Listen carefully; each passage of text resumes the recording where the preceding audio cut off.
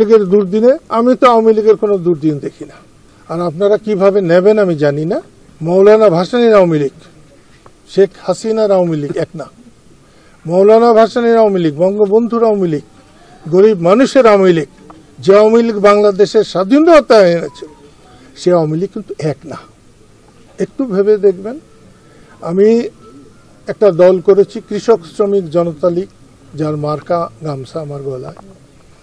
একমাত্র উদ্দেশ্য যে মানুষের পাহারা দেওয়ার জন্য, মানুষের সেবা করার জন্য, যতক্ষণ বেঁচে থাকি মানুষের জন্য কাজ করতে পারি। আমরা বঙ্গবন্ধুর নেতৃত্বে বাংলাদেশকে স্বাধীন করেছি। বঙ্গবন্ধুকে অস্বীকার করে বাংলাদেশে নেতৃত্ব করা যাবে না।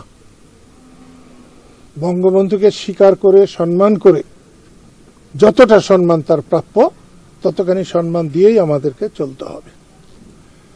ঝড় তুফান যখন আসে আবার সেটা কেটে যায়, কোনো অন্ধকারই চিরস্থায়ী নয়, কোনো দুর্যোগ স্থায়ী নয়। আকাশ আবার পরিষ্কার হবে।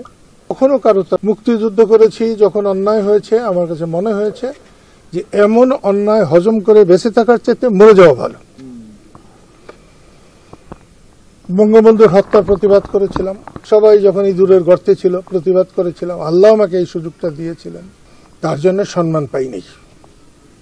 মানুষের কাছ থেকে পেয়েছি, কিন্তু যাদের কাছ থেকে পাওয়া দরকার আমি তাদের কাছ থেকে সম্মান পাইনি, বরঞ্চ অনেক অসম্মান হয়েছে। ওই যে ওখানে গিমাডাঙ্গা, ওখানে স্কুলের মাঠের ওখানে বঙ্গবন্ধুর জন্য আমরা শোক দিবস পালন করেছি।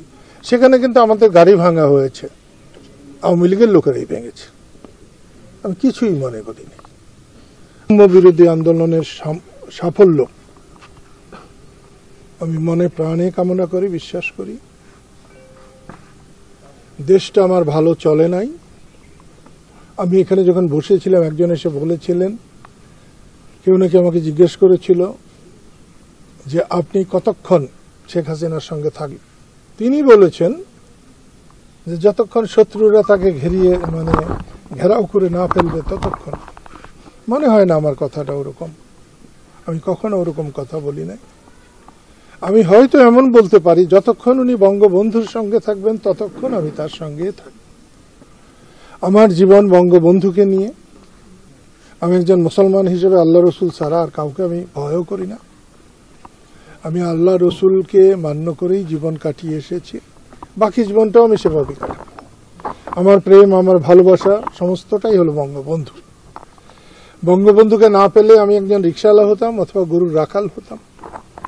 আর বঙ্গবন্ধুকে পাওয়ার জন্য, এই যে আমার পাশে একটু আগ পর্যন্ত আমার বড় ভাই দাঁড়িয়েছিলেন, উনি যখন আইয়ুব বিরোধী বক্তৃতা করতেন, আইয়ুব বিরোধী, মোনায়েম বিরোধী আন্দোলন করতেন, আমার তখন ঠ্যাং কাঁপতো, হাত কাঁপতো ভয়ে।